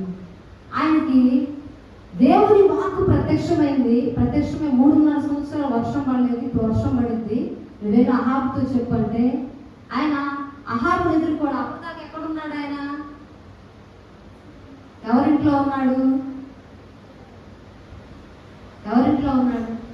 మీరు వాక్యం పెట్టున్నారని నాకు తెలియాలంటే నేను అడిగినప్పుడు మీరు చెప్తే నాకు అర్థమవుతుంది. అప్పుడు దాకా ఎక్కడున్నాడు? సారెపాతు ఊరిలో పేద విధవరాల దగ్గర ఉన్నాడు. అక్కడ ఆయనకి దేవుని వాక్కు ప్రత్యక్షమైనప్పుడు ఆయన కర్మేలు పర్వతం మీదకి, చూడండి పాయింట్స్ ఒక్కడి నుంచి వెళ్ళిపోతారు. కర్మేలు పర్వతం దగ్గరికి వెళ్ళి అక్కడ కనిపెట్టుకోమని చెప్పేసి దేవుడు మాట్లాడుతున్నాడు. ఇవన్నీ 17, 18, 19 అధ్యాయాల్లో ఉంటుంది. మీరు తీసి చదివితే 4 అవుతుంది, 5 అవుతుంది. అందుకనే నేను సమయాన్ని కుదించడం కోసం ఒక కథలాగా మీకు అర్థవంతం అవ్వడం కోసం చెప్తున్నాను. దానిలో నుంచి మీకు అవసరమైన పాయింట్స్ నేను చెప్పేసి నేను ఈ వాక్యాన్ని ముగిస్తాను. 3.5 సంవత్సరాలు వర్షం పడలేదు, ఇప్పుడు వర్షం పడిద్దయ్యా, రాజుగారికి వెళ్ళి చెప్పు. రాజుగారికి వెళ్ళి చెప్తే ఆయన అసలు ఈ వర్షం ఎందుకు పడలేదు అనేది ఎప్పుడైనా ఆలోచించారా? వర్షము అసలు ఎందుకు పడలేదు? 3.5 సంవత్సరాలు వర్షం ఎందుకు పడలేదు? మనం కూడా మన వ్యక్తిగత జీవితాల్లో ఒక్కోసారి ప్రశ్న వేసుకుంటాం, ఏమనంటే అసలు ఈ కష్టం ఎందుకు వస్తుంది నాకు, అసలు ఈ శ్రమ నాకు ఎందుకు వస్తుంది, అసలు ఈ బాధ నాకు ఎందుకు వస్తుంది అని ప్రశ్న వేసుకుంటాం. అసలు ఈ మరి షోమ్రోను పట్టణంలో వర్షం ఎందుకు దేవుడు ఆపాడు అనే విషయాన్ని మీకు చెప్తాను. ఎందుకు ఆపాడు అంటే షోమ్రోను పట్టణంలో అహాబు రాజు రాజు పరిపాలిస్తున్న కాలంలో బయలు దేవత అని ఒక దేవుడు ఉంటాడు. ఆమె అస్తేరా దేవి అని ఒక దేవత ఉంటుంది. వీళ్ళు ఏం చేస్తారంటే ఇశ్రాయేలీయుల ప్రజలు దేవుణ్ణి విసర్జించి, అంటే దేవుని మాట వినకుండా ఏం చేస్తున్నారంటే ఈ బయలుదేవత అనే దానికి పూజిస్తున్నారు. వీళ్ళు రెండు తలంపుల మధ్య ఉన్నారు. ఎట్లా అంటే చర్చికి వచ్చినప్పుడు చర్చిలో వాక్యం ఉంటారు, ఇంటికి వెళ్ళిన తర్వాత టీవీ ఆన్ చేసి టీవీ చూస్తారు, ఇంటికి వెళ్ళిన తర్వాత సీరియల్ ఆన్ చేసి సీరియల్ చూస్తారు, ఇంటికి వెళ్ళిన తర్వాత సినిమాకి ఎవరన్నా రమ్మంటే సినిమాకి వెళ్తారు, ఇంటికి వెళ్ళిన తర్వాత ఏం చేస్తారు అంటే పక్కన వాళ్ళు గొడవ వేసుకుంటే గొడవలోకి వెళ్ళి మనం కూడా గొడవ ఆడుతూ ఉంటాయి. మా ఇంట్లో వాళ్ళు, మా చుట్టాలు, మా అక్క, మా చెల్లెలు. అంటే మనం ఇక్కడ వ్యక్తిగతంగా దేవుని దగ్గరకు వచ్చినప్పుడు దేవుని సన్నిధిలో వాక్యాన్ని వింటున్నాము, బయటికి వెళ్ళినప్పుడు బయట విషయాలు చేస్తున్నాము. రెండు తలంపుల మధ్య ఉంటున్నారు వీళ్ళు కూడా. ఈ ఇశ్రాయేలీయులు అనేటువంటి వాళ్ళు బయలును ఆరాధిస్తున్నారు, దేవుని ఆరాధిస్తున్నారు. ఇలా చేస్తున్నప్పుడు దేవుడు వారికి బుద్ధి చెప్పాలనుకున్నాడు. బుద్ధి చెప్పాలనుకొని కరువు రప్పించాడు. ఇందాక మనం స్టార్టింగ్ లో ఒక మాట చెప్తున్నాం కదా, బాగా ధనం ఉన్నవారు, బాగా అధికారం ఉన్నవారు, బాగా ఆరోగ్యం ఉన్నవారు, మంచి హోదా ఉన్నవారు దేవుని దగ్గరకు అస్సలు అట్లాంటి వాళ్ళని నేను దూషిస్తున్నాను అనుకోమాకండి. వారికి దేవునితో సంబంధం లేదు, ఎందుకంటే అవసరాలన్నీ తీర్చబడుతున్నాయి కదా, దేవుని దగ్గరకు రారు కదా. వీళ్ళు కూడా రెండు తలంపుల మధ్య ఉండి దేవుని విసిగిస్తా ఉన్నారు. విసిగిస్తా ఉన్నప్పుడు ఏసై కోపం, దేవుని కోపం వచ్చేసి వారికి బుద్ధి చెప్పాలనుకొని ఆ దేశంలో వర్షం పడకుండా కరువు రప్పించాడు. మరి ఆ కరువు నుంచి విడిపించబడాలి కదా, అందుకని దేవుడు ఏం చేశాడంటే ఏలియాని వారి దగ్గరకు పంపించాడు. నువ్వు కష్టాల్లో ఉంటావు కదా, నువ్వు శ్రమలో ఉంటావు కదా, నాకెందుకు వచ్చింది ఈ శ్రమ, నాకెందుకు వచ్చింది బాధ, నేను ఎందుకు ఇలాంటి పరిస్థితుల మధ్య ఉన్నాను, నీకు నువ్వు ప్రశ్న వేసుకుంటా ఉంటావు. ప్రశ్న వేసుకుంటూ ఇంట్లోనే కూర్చుంటే నీ ప్రశ్నకు జవాబు రాదు. ప్రశ్నించుకుంటే ఆన్సర్ వస్తుందా? రాదు. పరీక్ష రాయకుండా ఉంటే జయం వస్తుందా? రాదు. మరి ఇంట్లో కూర్చొని ఆలోచన చేసుకుంటూనే ఉంటే నీ ప్రశ్నకి జవాబు రాదు. నువ్వు మరి దేవుని మందిరంలోకి వచ్చి ప్రార్థన చేసుకుంటున్నప్పుడు దేవ సేవకుల నోట దేవుడు పలికిన మాట ద్వారా నీకు జవాబు వస్తుంది. ఇప్పుడు నేను చెప్పిన మాట ద్వారా నీకు జవాబు వచ్చే ఉంటుంది. అది ఏం చేశారు, రెండు తలంపుల మధ్య ఆలోచన చేస్తా ఉన్నారు. మరి దేవుని విసర్జించి లోక సంబంధమైన విషయాలకు వెళ్ళొచ్చా? వెళ్ళకూడదు. పరిశీలన చేసుకోండి. అసలు సంఘంలోనికి లోకం మొత్తం వచ్చేసింది. అసలు దేవుడి కోసం మనం ఏం త్యాగం చేస్తున్నాం, అలాంటి విషయాల్లోకి వెళ్ళిపోతే రోషం తగిలిద్ది, గంటలు గంటలు మెసేజ్ వెళ్ళిపోతే. మనం దేవుడి కోసం ఏం త్యాగం చేసుకున్నాం చెప్పండి. ఒకళ్ళు మనం ప్రశ్నించుకుని ఇంకా ఆసక్తి అనే విషయం దగ్గరే మనం ఉన్నాం. ఇంకా 2 పాయింట్లు ఉన్నాయి. ఈ ఆసక్తితో ముగిద్దాం. దేవుడికి స్తోత్రం. హల్లెలూయా, హల్లెలూయా. మనం దేవుని కోసం ఏం త్యాగం చేస్తున్నాం గమనించండి ప్రియ దేవుని బిడ్డలారా. దేవుని కోసం మనము ఎంతైనా కొంత చేయాల్సి వస్తుంది. ఒక తల్లిగా, ఒక స్త్రీగా, ఎందుకంటే స్త్రీలు ఉన్నారు కాబట్టి మాట్లాడుతున్నా ఎక్కువగా. నువ్వేం చేయగలవు ఒకసారి నువ్వు ప్రశ్న వేసుకో. సేవకులతో కలిసి ఊరూరు తిరిగి సేవ చేయగలుగుతావా? చేయలేవు. చేయలేవంటే మీకు చాలుగానే ఉద్దేశంతో నేను మాట్లాడలేదు. చేస్తారు మీరు, ఏమైనా చేయొచ్చు. బైబిల్లో ఒక స్త్రీ ఉంది, చెప్తే మరి అక్కడికి వెళ్ళిపోతే చాలా లేట్ అయింది. రెస్పా అని ఒక స్త్రీ ఉంది. ఆ రెస్పా గురించి దేవుని చిత్తమైతే ఎప్పుడు మాట్లాడదాం. ఆ స్త్రీ ఎంత ధైర్యవంతురాలు. అడవి ప్రాంతంలో ఒక్కతే ఉంది. తన కొడుకులు చంపివేయబడితే, తన కొడుకులు చంపివేయబడ్డారని, ఉరితీయబడ్డారని, ఉరితీయబడ్డం అంటే వేలాడదీయబడ్డం కదా, ఆ వేలాడదీయబడిన కొడుకుల్ని కాకులు గ్రద్దలు వచ్చి ఆ కుమారులు పీక్కొని తింటాయి అని చెప్పేసి అని ఆ కొడుకులు అలానే చెప్పు చదవకుండా ఉండడం కోసం వాళ్ళు ఎముకలు బయటపడేంత వరకు కూడా అడవిలో వారి కోసం కాపలా కాసిందంట. కొడుకుల మీద అంత ప్రేమ చూడండి. అంత బలవంతుడు స్త్రీలు. అడవి మార్గంలో ఎడారి ప్రాంతంలో ఒక స్త్రీ ఉండాలంటే ఉంటామా మనం? పాస్టర్ గారితో కలిసి సేవకులతో కలిసి వారిద్దరితో పాటు కలిసి సేవలో సహకరిస్తున్నప్పుడు కొంచెం లేట్ అయిందనుకో మనకి ఎంత బాధ వేసిందో, ఎంత కష్టం అనిపించిందో.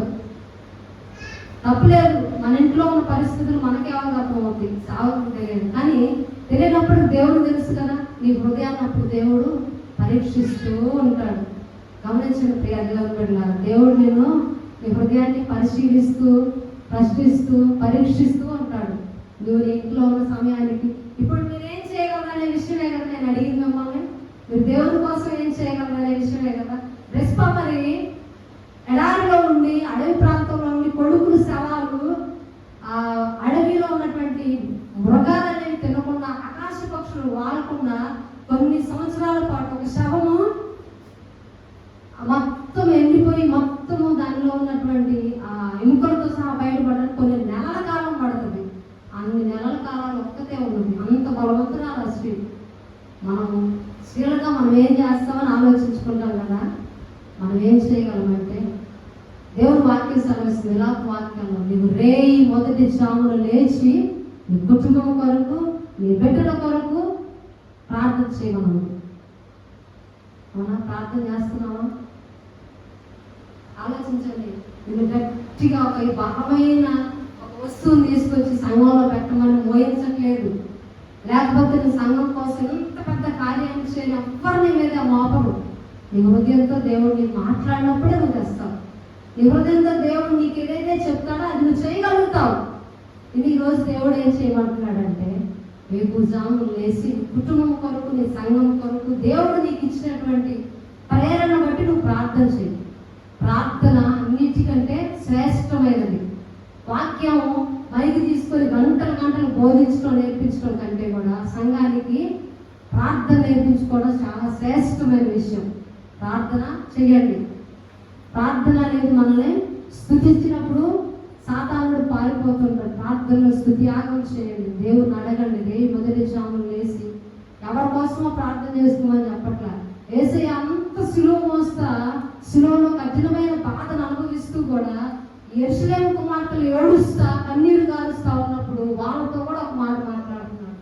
యేసయ్య అన్ని ప్రాయంగా ముక్కుసూటిగా మాట్లాడుతున్నాడు. నా కోసం ఏడుస్తున్నారు కానీ యేసయ్య ఆడవలే, మొహమాటం లేకుండా ఒకటే మాట చెప్పాడు. ఏంటంటే నీకోసం చూసారు కదా, సినిమా చూడలేదా?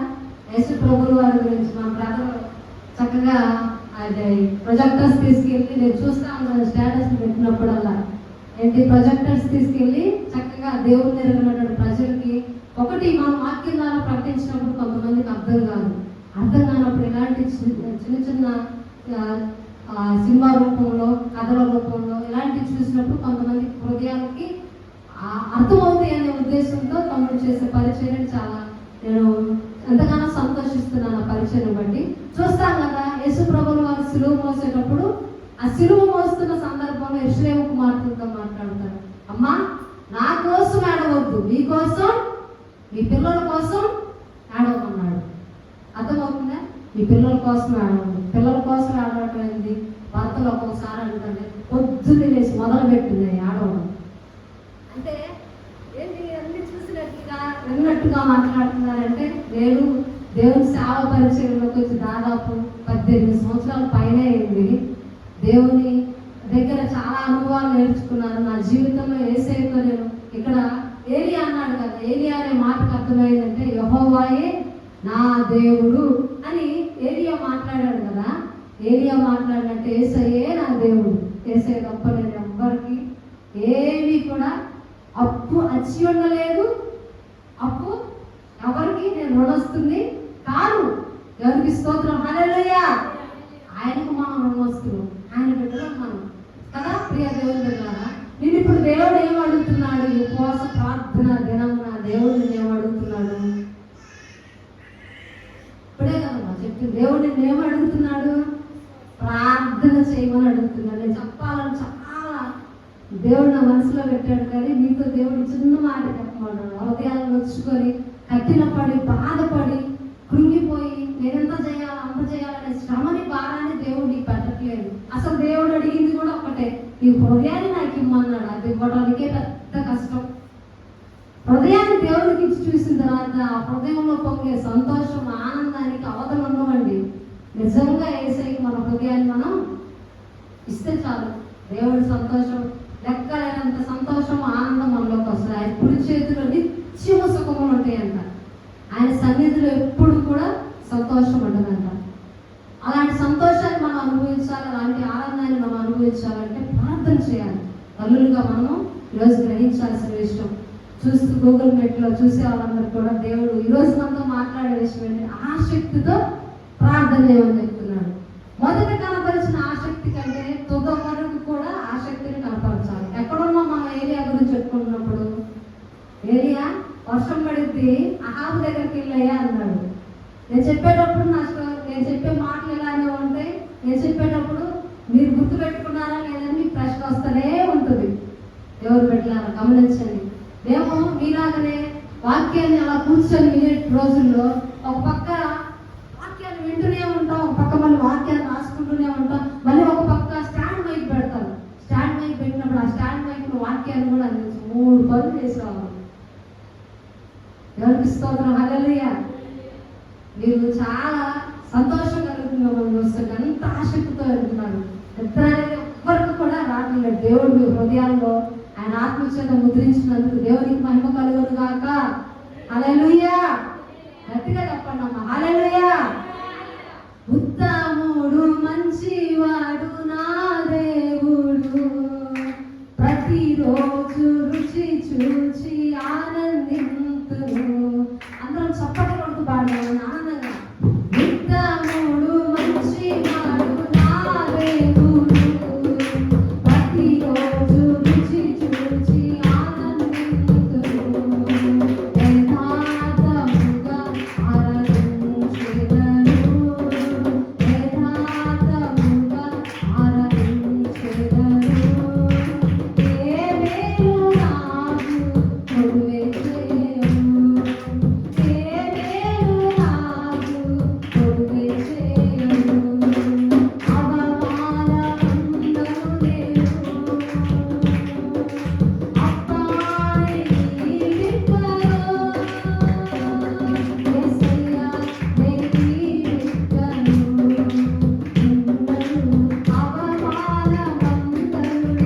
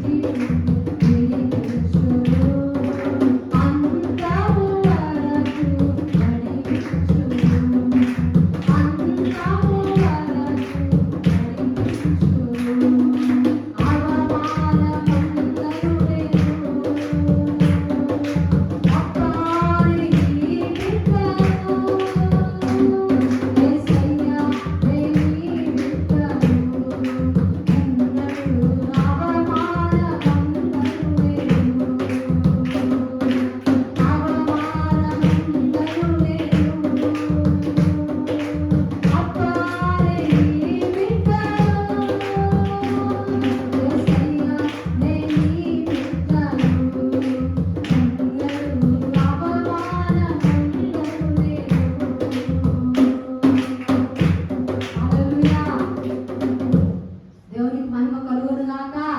నిన్నెన్నడూ కూడా ఆయన అవమానం అనేది పొందనీయడు. ఎప్పుడు నిన్ను అవమానం పొందనీయడంటే, ఎప్పుడైతే మొదటి జాములు లేచి వేసే పాదాల దగ్గర కనిపెట్టుకుని ప్రార్థన చేస్తామో అప్పుడు వేసే నేను ఒక సావుకుడు అంటాడు, కొటేషన్ మాట్లాడతాడు ఏంటంటే, నేను లేచి ఏసయ్య పాదాలు పట్టుకోకుండా, అంటే మన నిత్య జీవితంలో విశ్వాసమైనప్పటికీ, సేవకులమైనప్పటికీ, సేవకురాలమైనప్పటికీ, ఎవ్వరి బిడ్డలమైనటువంటి వాళ్ళమైనప్పటికీ, ఎవరిమైనా సరే ప్రతి దినము ప్రతి వేకువజామున ఏసయ్య పాదాలు పట్టుకోకుండా ఏ పని అయితే నువ్వు చేస్తావు ఆ పనులన్నింటిలో కూడా నీకు విజయం అనేది ఉండదు. సేవకుడు ఎవరో ఒక కొటేషన్ చెప్పాడని నేను చెప్పట్లేదు, కానీ ఆ కొటేషన్ అయితే చెప్పడం కోసం మీకు చెప్పట్లేదు, కానీ నా అనుదిన జీవితంలో నేను కూడా అంతే. ఏ రోజైతే నేను ప్రార్థన చేయకుండా ఉంటానో ఆ రోజు నేను ఏ పనికి బయటకు వెళ్ళను, ఎక్కడికి వస్తానని మాట. ఎందుకంటే మోషే ఒక మాట అంటాడు దేవునితో, నీ సన్నిధి నాతో కూడా రాని ఎడల నన్ను ఎక్కడికి కొనిపోవద్దు అంటున్నాడు. దేవుడి సన్నిధి మనతో లేకపోతే మనం ఎప్పుడు కూడా ఏ విషయాల్లో కూడా జయమును మనం చూడలేము. దేవుడు పెట్టాలని గమనించండి. దేవుడు ఈరోజు ఆసక్తితో నేను ప్రార్థన చేయమంటున్నాడు. మన రక్షణ పొందుకొని దాదాపు కొన్ని సంవత్సరాలే ఉండొచ్చు, లేకపోతే రక్షణ పొందుకొని ఇప్పుడే ఉండొచ్చు. రక్షణ పొందిన మొదట్లో యేసుతో చాలా ప్రేమలో ఉంటారు, ప్రేమతో దేవుడితో చాలా సన్నిహితంగా ఉంటారు, ఎప్పుడు యేసే మాటలే వినాలంటారు. చూడండి, కొత్తగా ఎవరైనా పెళ్ళైనటువంటి వ్యక్తులు ఏం చేస్తారు, కొత్తగా పెళ్ళైన కొత్తలో ఏం చేస్తారంటే చాలా సంతోషంగా, చాలా అన్యోన్యంగా ఎక్కువసేపు మాట్లాడుకుంటూ ఏమంటే విషయాలు నాకు ఇప్పటికీ అర్థం కాదు, అలా మాట్లాడుతూ ఉంటారు. నేను ఒక సహోదరుని తమ్ముడిని అడిగాను, ఏ తమ్ముడు ఎప్పుడు చోలో పెట్టుతూ మాట్లాడతారే ఉంటాను. ఏముందాక ఏముందో అన్ని మామూలు విషయాలు మాకు మాట్లాడతారు. అంటే ఏదో అంటే క్రిటిసైజ్ చేయడం కోసం కాదు, అంటే వాళ్ళు ఏంటంటే ప్రేమ అలా. అంటే మొదటిగా వారు ఏంటంటే యేసయ్యని తెలుసుకున్న కొత్తలో మనం యేసయ్య దగ్గరకు వచ్చినప్పుడు యేసయ్య చాలా ప్రేమ ఉంటుంది. సమయం గడిచే కొద్ది ఏమవుతుందంటే ఆ ప్రేమలో కూడా చాలా చాలా వ్యత్యాసం వస్తుంది, చాలా దూరం పోయింది, చాలా దేవుడికి దూరంగా అయిపోతాం మనం. నేను 20 సంవత్సరాలు 2003లో నేను బాప్తిసం తీసుకున్నాను. ఇప్పటికీ నాకు ఆసక్తి, అంటే గొప్ప కోసం నేను చెప్పట్లేదు, దేవుని దగ్గర ఆసక్తి అలానే ఉంటుంది. ఈరోజు మందిరాలు ఎలా ఉన్నాయంటే ప్రియ దేవుని బిడ్డలారా గమనించండి, సంఘం అనే దానిలోకి మొత్తం లోక సంబంధమైనవి వచ్చేసింది. లోక సంబంధమైన విషయాల కోసం, లోక సంబంధమైనటువంటి పనుల కోసం చాలా సమయాన్ని వెచ్చిస్తారు. బర్త్డే అంటే ఆ బర్త్డే చేసుకునేటువంటి వాళ్ళని సంతోషపరచడం కోసం చాలా ప్రోగ్రామ్స్ జరుగుతూ ఉంటాయి. వాటిల్లో వాక్యానికి ఆరాధనకు సమయం సంకుచితమైపోతుంది. ఈరోజు సంఘాలు మనం గమనిస్తే ప్రియ దేవుని బిడ్డలారా, ఈ సంఘం చాలా ఉద్యమంలో ఉందని నేను నమ్ముతున్నాను. చాలా ఇంకా రానున్న రోజుల్లో ఇంకా నూతన ఉద్యమంతో సంఘంలో నడిపించబడను గాక. హల్లెలూయా. మనం ఎక్కడున్నా ఇందాక వాక్యంలో దేవుడు ఏలియాని కర్మేలు పర్వతం దగ్గరికి వెళ్ళిపోమన్నాడు. సరే, ఫైనల్కి వచ్చేస్తున్నాను, మనం కూడా విస్తరించుకోలేదు. కర్మేలు పర్వతం దగ్గరకు వచ్చి వర్షం పడింది అని చెప్పేసి అంటే ఆయన ఎదుర్కోవడానికి ఒక వ్యక్తి బయలుదేరతాడు. ఎవరయ్యా అంటే ఆ అహాబు రాజు, అహాబు దగ్గర ఉన్నటువంటి గృహ నిర్వాహకుడు. అంటే అహాబు రాజు గారి పనులన్నిటిని చూసుకునే వ్యక్తి ఒక అతను, ఇద్దరు కలిసి బయలుదేరతారు ఈయన్ని ఎదుర్కోవడానికి, ఈయన్ని కలుసుకోవడానికి. ఈ సేవకుని దగ్గరికి బయలుదేరతారు. బయలుదేరినప్పుడు అయ్యా నువ్వు ఒక దారిని వెళ్ళు, నేను ఒక దారిని వెళ్తాను, మన ఇద్దరం ఒకే దారిలో వెళ్తే ఆ సేవకుడు మనకు కనపడకపోవచ్చు అని చెప్పేసి బయలుదేరుతా ఉన్నప్పుడు ఆ ఉపాధ్యాయ అనేటువంటి వాడు, ఆయన గృహ నిర్వాహకుడు, అహాబు రాజు గారి దగ్గర ఉన్నటువంటి కుటుంబంలో అంటే గృహ నిర్వాహకత్వ పనిని లెక్కలన్నీ చూసుకునేటువంటి వ్యక్తి పేరు ఉపాధ్యాయ. ఆయనకి ఎదురు పడతాడు ఈ ఏలియా. ఎదురు పడినప్పుడు వాళ్ళిద్దరు మాట్లాడుకుంటారు. అక్కడ కొంత సంభాషణ ఉంటుంది. అయితే మాట్లాడుకున్న తర్వాత రాజుగారు మిమ్మల్ని కలవాలనుకున్నాడు అంటే పలానా చోట నేను ఉంటాను, రాజుగారిని రమ్మని చెప్పు అంటాడు. రాజుగారిని రమ్మని చెప్పంటే అయ్యా నేను పోయి చెప్తే ఆయన నేను పోయి చెప్తే నువ్వు ఇక్కడ ఉన్నావు, నేను ఆత్మ తీసుకొని ఎక్కడికో వెళ్ళిపోద్ది, దేవుని ఆత్మ ఎక్కడికి వెళ్ళమంటే ఆయన అక్కడికి వెళ్తున్నాడు. మనం వెళ్తావా? ఈరోజు ఖచ్చితంగా ప్రార్థనకి పొద్దున్నే లేచి పని తొందరగా చేసుకొని మందిరానికి వెళ్ళాలని ఆత్మ చెప్తాడు. చుట్టాలు వస్తాడు, వస్తాడు, ఇలా వస్తాడు, సమయం అంతా అక్కడ అయిపోయింది. ఆత్మ విన్నామా? వెళ్ళలేదు. కానీ ఏలియా అలా చేయలేదు. ఏలియా దేవుని ఆత్మ కొనిపోతుంది, ఎక్కడికి వెళ్ళమంటే అక్కడికి వెళ్ళాడు. ఫస్ట్ ఎక్కడికి వెళ్ళాడు? 3 చెప్పాను నేను. ఫస్ట్ ఎక్కడికి వెళ్ళాడు? కెరీత్ వాగు దగ్గరికి వెళ్ళమన్నాడు, వెళ్ళాడు. తర్వాత ఎక్కడికి వెళ్ళాడు? విధవరాల దగ్గరికి వెళ్ళమన్నాడు, వెళ్ళాడు. తర్వాత ఎక్కడికి వెళ్ళమన్నాడు? అహాబు దగ్గరికి వెళ్ళమన్నాడు. 3వసారిగా అహాబు దగ్గరికి బయలుదేరాడు. సరే, వచ్చాడు. అహాబు రాజు గారు 400 మంది బయల ప్రవక్తల్ని, ఇంకొక 450 మంది ఆషేరాదేవి ప్రవక్తల్ని. అంటే ఇశ్రాయేలీలు పరిపాలించేటువంటి కాలంలో, అంటే ఇశ్రాయేలీలుని పరిపాలిస్తున్న కాలంలో, అంటే పాత నిబంధన కాలంలో దేవుని ప్రజలుగా ఉన్నటువంటి వారు కానానీయుల దేవతల్ని పూజ చేసేవారు. బయలు అంటేనేమో మగ దేవతగా చూస్తారు, ఆశ్చర్యదేవి అంటేనేమో ఆడదేవతగా పరిగణిస్తారు. అయితే వీరిద్దరికి వివాహం చేసి వారిద్దరు దేవుని ఆ సముఖంలో ఉంచి వారి దగ్గర వచ్చి వీరు పూజలు చేస్తా, ఆరాధనలు చేస్తా అలా ఉండేవారు. ఆ బయలుకు సంబంధించిన వారు 400 మంది ఈ ఆశీర్వాదేవికి సంబంధించిన వాళ్ళు 450 మంది. అంటే మగాయన తరపున 400 మంది వచ్చారు, ఆడామ తరపున 450 మంది. అంటే ఆ దేవుడికి ఏమో 400 మంది, దేవతకి ఏమో 450 మంది వచ్చారు. మొత్తం ఎంతమంది? 850 మందిని తీసుకొని కరవేలు పర్వతం మీదకి వచ్చాడు. మన సేవకులు మనకు చెప్పే ఉంటారు కదా వాక్యం, ఏరియా గురించి విన్నాం మనం. అక్కడికి వచ్చాడు, కరివేలు పర్వతం మీదకి వచ్చినప్పుడు ఏ దేవుడు అగ్నిని ముందుగా దింపుతాడో, ఏ దేవుడు ఈ యొక్క మాంసమును దహించి వేస్తాడో, వాళ్ళొక ఈ ఆశీర్వాదేవి బయలు ప్రవక్తలు ఉన్నటువంటి వీళ్ళకి అహాబు రాజు వర్గం అంతటికి ఏరియాకి ఈ మధ్యలకు వారికి వీరికి మధ్య ఒక గట్టి పోటీ వచ్చింది. ఈ యొక్క పోటీ చెప్పుకొని మనం వాక్యాన్ని ముగించుకున్నాం. అహాబు రాజు గారేమో నా దేవుడే గొప్ప అన్నాడు, ఏలియా గారేమో నా దేవుడే గొప్ప అన్నాడు. ఏలియా అన్న మాటకు అర్థం ఏం చెప్పాను? యెహోవాయే నా దేవుడు, యెహోవాయే నా దేవుడు అని ఏలియా అంటున్నాడు. కాదు కాదు కాదు, బయలుదేవత ఆశీర్వాదేవే మా దేవుడు అని వాళ్ళు అంటున్నారు. ఇప్పుడు అక్కడ నుంచి ఎంతమంది వచ్చారు? 800 చెప్పండి అమ్మా, నాకు చదువు రాదు. 850 మంది వచ్చారు. ఇక్కడ ఈయన ఒక్కడే వచ్చాడు. వచ్చి వాళ్ళు నేను ఛాయిస్ వాళ్ళకే ఇచ్చాడు. యెహోవాయే ఎవరంటున్నారు అన్నమాట? అక్కడ చెప్పండి అమ్మా, ఎవరంటున్నారు? ఏలియా అంటున్నాడు యెహోవాయే నా దేవుడు అన్నాడు. మీ ఇష్టం, మీ ఇష్టం వచ్చినట్టు చేసుకోండి. ఒక బాగా ఏం చేశారు, ఒక గుంట తవ్వించారు. ఆ గుంట మీద కట్టెలు రాళ్ళు పేర్చారు, ఆ రాళ్ళ మీద కట్టెలు వేశారు. దాని మీద ఒక ఎద్దుని కట్ చేసి దాని మీద వేశారు. ఎవరైతే అగ్నితో దీన్ని దహించి వేస్తారో వాళ్ళ దేవుడు గొప్పవాడు అని వాళ్ళిద్దరికి పై పోటీ వచ్చింది. నీకెళ్ళిద్దరా నాకెళ్ళిద్దరా?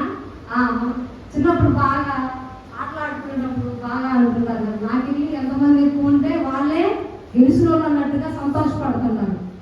చిన్నపిల్లలు ఏం మనస్తత్వంతో ఉంటారు? ఎవరికైతే ఎక్కువ మంది పలుకుతారో, అరే నువ్వు నా తట్ట అంటే నేను నీకెళ్ళానన్నా అంటే 10 మంది వాడు వెనకాల ఉన్నారు అనుకో, పిల్లలు ఏమంటారు? నేనే చూసావా నా వెనకాల ఎంతమంది ఉన్నారంటారు. ఇప్పుడు అహాబు రాజు గారు ఎంతమందిని తెచ్చారు? 850 మందిని తెచ్చారు. ఏలియా గారు ఒక్కడే ఉన్నారు. అయితే ఇక్కడ గమనించాల్సిన విషయం ఏంటంటే ప్రియ దేవుని బిడ్డలారా, అగ్ని ఏ దేవుడు ముందు తీసుకొస్తే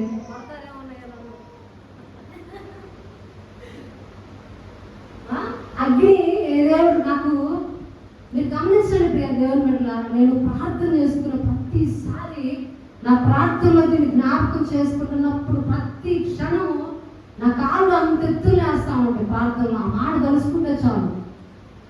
నిజం మీరు గమనించాలి, 20 సంవత్సరాలు ప్రార్థన అనుభవం ఉన్నా కానీ ఆ మాట ఎప్పుడైతే జ్ఞాపకం చేసుకుంటాను, ఆ మాట జ్ఞాపకం చేసుకొని ఆత్మాభిషేకం బలంగా వాళ్ళ మీదకి ఆత్మశక్తి వస్తుంది. ప్రార్థన ఇంకొంత నడిపింపులోకి పోద్ది. దేవుడికి స్తోత్రం, హల్లెలూయా. ఇంకా మీ దేవుడు గొప్పడా మా దేవుడు గొప్పడా మేము చూస్తున్నాం. 2 మొత్తం వచ్చారు. వచ్చి పొద్దుటి నుంచి మధ్యాహ్నం దాకా అరుస్తున్నారు పైరా అని అరుస్తున్నారు.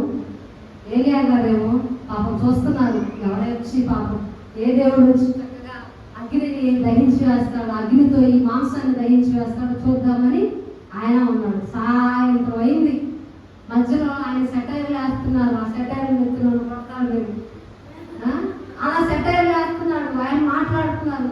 నిజంగా ఒక సేవకుడి జీవితంలో ఎప్పుడు కష్టాలు. అబ్రహాం లింకన్ గారి గురించి నేను చదువుతున్నప్పుడు నాకు ఒక విషయం అర్థమైంది. ఆయన 16 సార్లు 17 సార్లు అమెరికాకు ప్రెసిడెంట్ కావాలని పోటీ చేశారు. అన్ని సంవత్సరాలు పోటీ చేసినా కానీ ఆయన గెలవలేదు. ఎప్పుడు సెల్ ఫోన్లో వాట్సాప్ స్టేటస్లో కొన్ని కొటేషన్స్ వస్తూ ఉంటే కొంతమంది కొటేషన్స్ని బాగా రోజు స్టేటస్ రూపంలో పెడతా ఉంటారు. పెడతా ఉన్నప్పుడు వాటిని నేను చూస్తూ ఉంటాను. చూసినప్పుడు నాకు మంచిగా ఈ మాట బాగుంది అనిపించినప్పుడు ఆ మాటని నేను గుర్తుపెట్టుకుంటాను. కొంతమంది ఏం చేస్తారు, కట్టడం ఒక్కటే అది నిజ జీవితంలో వాళ్ళకి గుర్తుండవు, వాళ్ళ జీవితాల అనుభవం కూడా ఉండదు, అలా పెట్టేస్తూ ఉంటారు. దేవునికి స్తోత్రం.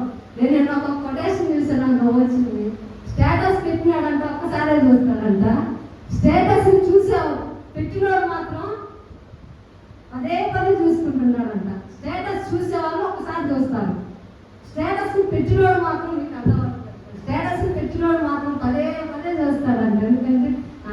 స్టేటస్ ఎవరు చూస్తున్నారా లేదని.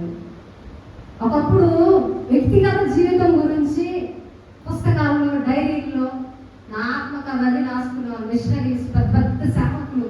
వారి జీవితాల గురించినటువంటి సాక్ష్యాలని వాళ్ళు పుస్తక రూపంలో పొందుపరిస్తే ఆ పుస్తకాల్లో ఉన్న సాక్ష్యాన్ని కొంతమంది, ఇప్పుడు తమ్ముడు ఉన్నాడు, తమ్ముడు నేను చూస్తా ఉన్నాను. కొంతకాలం తర్వాత కొన్ని సంవత్సరాలు, కొన్ని ఏళ్ళు గడిచిపోయిన తర్వాత తమ్ముడు గురించి తెలియని వాళ్ళు చాలా మంది ఉంటారు. తెలియనప్పుడు తమ్ముడు గురించి తెలిసిన విషయాలు తమ్ముడే ఒక పుస్తకంలో రాసుకొని పెట్టుకున్నాడు. నాకు అనిపించింది నా మనసులో ఏమని, తమ్ముడు గురించిన విషయాలు కొంతమందికి షేర్ చేస్తే, తెలియజేస్తే అతని జీవితం ద్వారా కొంతమంది ఇన్స్పైర్ అవుతారనే ఉద్దేశంతో ఆ పుస్తకాన్ని తీసుకొచ్చి కొంతమందికి ఆయన అనుభవాన్ని చెప్పేవాళ్ళు ఉన్నారు. ఈ రోజున మిషనరీస్, ఈ రోజున దేవుడి స్వార్థ ప్రకటించడానికి భారతదేశానికి వచ్చిన మిషనరీస్ గురించినటువంటి విషయాలన్నీ ఇప్పుడు ఈరోజు మనకు తెలుస్తున్నాయి. వారి ఆత్మకథల్లో, వారి డైరీలో రాసుకున్న మాటలు ఈరోజు మనకు తెలుస్తుంది. ఒకప్పుడు ఆ డైరీ తరపున రాసి పెట్టుకుంటే ఈరోజు మనం స్టేటస్ తెలియాలని స్టేటస్లో పెడుతున్నాం. ఎవరికి మనం తప్పలేదు. అంటే వ్యక్తిగత విషయాలు ఎంతవరకు మంచిది, ఎంతవరకు మంచిది కాదని చూసుకుంటే చాలా బాగుంటుందని నేను కోరుకుంటున్నాను. అయితే ప్రియ దేవుని బిడ్డలారా, ఇప్పుడు పోటీ ఏర్పడింది కదా, పోటీ ఏర్పడినప్పుడు ఏరియా ఏం చేస్తున్నారంటే ఇంకొక్కటే ఫైనల్గా సాయంత్రం దాకా చేశారే మీరు కూర్చోండి అని చెప్పేసి మీరు ఆ మాటలు కూడా చక్కగా గుర్తుపెట్టుకొని వచ్చాను, కానీ మీరు తీసి చదివించే సమయం లేదు. అక్కడ ఒక మాట అంటాడు, ఏమని ప్రార్థన చేస్తాడంటే 12 రాళ్ళను తీసుకొని, 12 ఇశ్రాయేలీల 12 గోత్రాలకి గుర్తుగా 12 రాళ్ళను తీసుకొని 12 రాళ్ళని పేర్చి ఆ 12 రాళ్ళ మీద కట్టెలు వేసి దాని మీద ఒక మాంసం, అంటే ఒక ఎద్దును తీసుకొచ్చి మాంసం దాని మీద పెట్టి 4 తొట్ల నీళ్లు కూడా దాని మీద పోసి కడుగుతారు. గడిపి ఒక్క ప్రార్థనే చేశాడు. ఏం చేయాలి, చేతులు కోసుకోలేదు, రక్తం కార్చలేదు. రక్తం కాల్చి వేసేయండి ప్రార్థన చేశాడు. దేవునికి స్తోత్రం, హల్లెలూయా. ఆయన చేతులు కోసుకోలేదు, ఆయన రక్తం కాల్చలేదు, ఒకటే ప్రార్థన చేశాడు. ఏమని ప్రార్థన చేశాడు? ఒక్కటే ప్రార్థన. ఏమని చేశాడు? అబ్రహాము, ఇస్సాకు, యాకోబులకు దేవుడా వచ్చి ఈ అగ్నిని, ఈ మాంసాన్ని దహించివేయాలి ఒక్క మాట ప్రార్థన చేశాడు. ప్రార్థన చేశాడు. ప్రార్థన అనే విషయాన్ని ఎంత సులువుగా తీసుకుంటారు మనం. ప్రార్థన ఇప్పుడు నేను చెప్పింది మీకు అదే కదా, నేను మీకు చెప్పిన విషయం అదే కదా. తెల్లవారుజామున వేసి ప్రార్థన చేయండి. ఆయన అక్కడ ఏమైనా చేశారా? ప్రార్థన చేశాడు. ప్రార్థన చేస్తే ఏమైంది? అగ్ని వచ్చి ఆ మాంసాన్ని దహించి వేసింది. మాంసం అంతా దహించి వేయబడింది. అప్పుడు వారికి అర్థమైంది, ఈ దేవుడే గొప్ప దేవుడు. హల్లెలూయా. ఏలియా దేవుడే గొప్ప దేవుడు అని అర్థమైంది. నవీన్ పాస్టర్ గారి దేవుడే మన దేవుడు. మనం మనల్ని చూసి రావాలి. వస్తారా? మరియమ్మ ఉంది. మరియమ్మ అంటే మరియమ్మ ఏదో దేవుడి దగ్గర పోయిందంటమ్మా. ఆ దేవుడే మంచి దేవుడు అమ్మా. ఈరోజు యేసు ప్రభు అన్న మాట తెలియని వాళ్ళు ప్రపంచంలో ఎవరు లేరు. నీ పేరును బట్టి నీ దేవుడు అని చెప్పుకొని పడాలంటే నీకు కొంత సాక్ష్యం ఉండాలి. అమ్మాయి ఆ దేవుడు నమ్ముకుంది, ఆ దేవుడు అమ్మాయి కార్యం చేశాడని ప్రజలు నిన్ను గురించి చెప్పుకోవాలంటే నీకు కొంత సాక్ష్యం ఉండాలి, నీకు కొన్ని అనుభవాలు ఉండాలి. యేసయ్యతో ఎంత సన్నిహిత సంబంధాన్ని నువ్వు కలిగి ఉంటావో అప్పుడు నీకు అలాంటి పరిస్థితి వస్తుంది. ప్రియ దేవుని బిడ్డలారా, మాంసాన్ని దహించి వేసింది, మొత్తం కాలిపోయింది. అందరినీ ఇక వాళ్ళ దేవుడు సరైనడు కాదని అర్థమైపోయింది కదా. 850 మందిని తెచ్చుకున్నాడు కదా. 850 మందిని శుభ్రంగా చంపేశాడు. ఏందో మా పాస్టర్ గారు అర్థం చేశారు. వాళ్ళలో ఈరోజు దేవుడు కూడా మీలో చంపేస్తున్నాడు. చంపేస్తున్నాడు అంటే ప్రార్థన చేయకుండా చేసే దురాత్మ యేసునామంలో చనిపోడు కాక. సాతాను చనిపోతే వాడు వాక్యాన్ని ఎత్తి పెట్టుకొని వస్తాడు. యేసునామంలో దాని కార్యాలన్నీ లైవ్ అయిపోవుడు కాక. ప్రార్థనాత్మతో నింపబడండి, ప్రార్థన చేయండి. ఆయన అక్కడ ప్రార్థన చేస్తే దేవుని కార్యం జరిగింది. ఇంకా చాలా విషయాలు ఉన్నాయి. దేవుని చిత్తమైతే ఒకసారి చెప్తున్నాను. ఫైనల్ ఒక మాట చెప్తున్నాను. ఎడారిలో సెలయర్లని ఒక వాక్యాన్ని, ఎడారిలో సెలయర్లని ఒక మెసేజెస్ వస్తుంది. ఆ మెసేజ్లో చార్లెస్ కోమన్ గారు అని ఒక అతను ఉన్నాడు సువార్తికుడు. ఆయన ఒక మాట అంటాడు. ఏమనంటే ఏలియా ప్రార్థన చేసినప్పుడు దేవుడు మరి ఆకాశం నుంచి అగ్నిని పంపించాడు కదా, ఆకాశం నుంచి వర్షాన్ని పంపించాడు కదా. మరి ఏలియా ప్రార్థన చేసినప్పుడు చనిపోయిన వాళ్ళు లేచాడు కదా, లేచాడు. అయితే మరి చనిపోయిన వాళ్ళు లేచినప్పుడు